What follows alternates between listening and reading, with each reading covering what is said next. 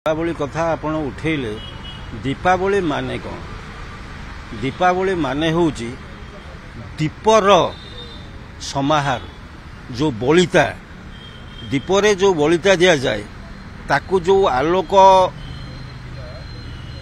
आलोक जलांती एवं प्रज्वलन करती सी हूँ दीपावली। एवं आमर जो पया श्राद्ध कि ताकू पिंपेई अमावास्या कहती पया अमावास्या कहती आउ से अनुसार आमर जो पितृपुरुष को आवाहन करती एवं ताको विदाय दियंती।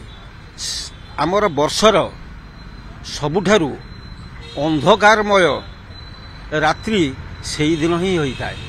तेणु जेते अंधकार गुड़ रहिबो पितृपुरुष माने कि प्रेतात्मा माने अधिक सक्रिय हेई थांती।